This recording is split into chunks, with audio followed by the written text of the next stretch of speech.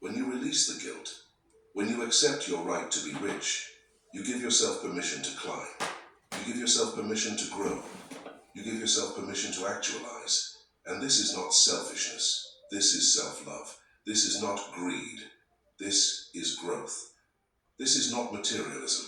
This is the natural unfolding of human potential. Now let me give you a concrete illustration that will make this truth visceral and undeniable. Imagine a talented artist, a painter with genuine gift, someone who sees the world in colors and forms that others cannot perceive, someone whose work has the potential to move people, to inspire them, to awaken something in their souls.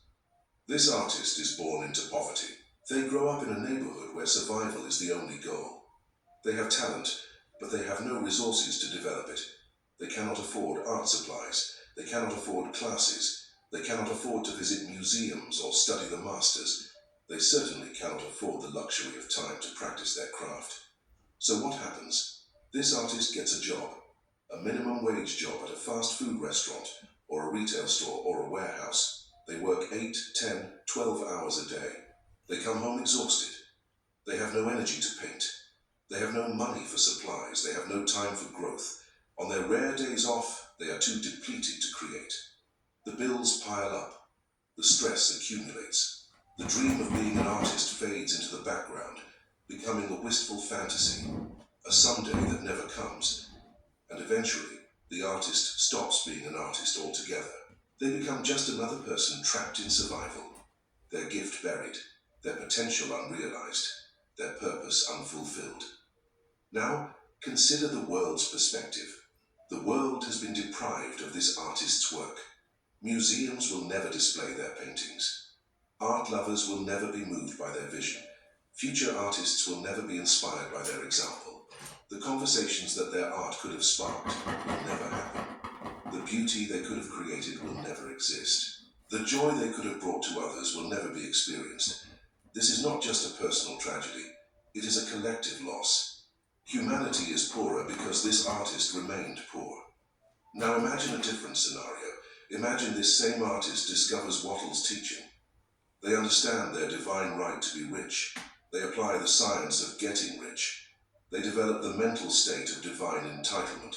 They align their consciousness with abundance, and they begin to create wealth. Not overnight, but progressively, systematically, inevitably. They get a better job. They start a side business. They invest wisely. They build financial freedom. And as their wealth grows, something else grows, their capacity to be an artist. Now they can afford art supplies, not cheap supplies, but professional-grade materials that allow them to express their vision fully. Now they can afford classes with master teachers who help them refine their technique. Now they can afford to visit museums, to study the great works, to immerse themselves in the world of art. Now they can afford time, the most precious resource of all. They can reduce their work hours. They can dedicate mornings to painting. They can take sabbaticals to focus entirely on their craft. They can travel to places that inspire them. They can experiment, fail, learn, and grow without the pressure of survival crushing their creativity. And what happens? The art emerges. The paintings are created. The exhibitions are held. The work is seen, appreciated, bought, displayed. People are moved, lives are changed, other artists are inspired, the culture is enriched, and this artist, who was once trapped in poverty, is now fulfilling their purpose. They are expressing their gift, they are contributing to humanity, they are living a complete life, they are self-actualized, and all of this became possible because they claimed their right to be rich. Now I ask you, which version of this artist's life served God better?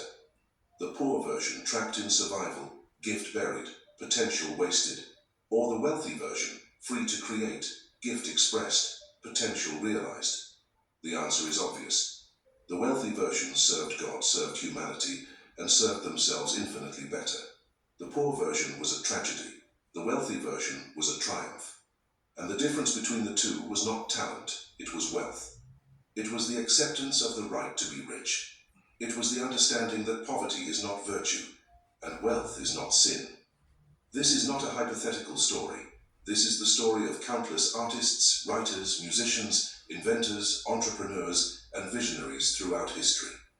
The ones who made contributions that we remember, the ones whose work changed the world, the ones who fulfilled their potential, they all had to solve the money problem first. They had to create the economic foundation that gave them the freedom to do their great work. Some inherited wealth, some married into it, some created it themselves, but all of them had it, because without it, the work could not be done. And this is true not just for artists, but for everyone. You have a gift, you have a purpose, you have something unique to contribute to the world, but you cannot contribute it if you are trapped in poverty. You cannot express your gift if you are exhausted from survival. You cannot fulfill your purpose if you have no resources to support it. You must get rich first, not as the end goal, but as the foundation. Not as the purpose, but as the platform. Not as the destination, but as the vehicle that carries you to your destination. This is why your pursuit of wealth is not selfish, it is necessary. This is why your desire for money is not greedy, it is wise. This is why your claim to the right to be rich is not arrogant. It is humble recognition. Thank you to all of my collectives. You are helping me needs your gift, to create your gift my needs resources to emerge, and resources require wealth. Peace. Therefore, by getting rich, you are not betraying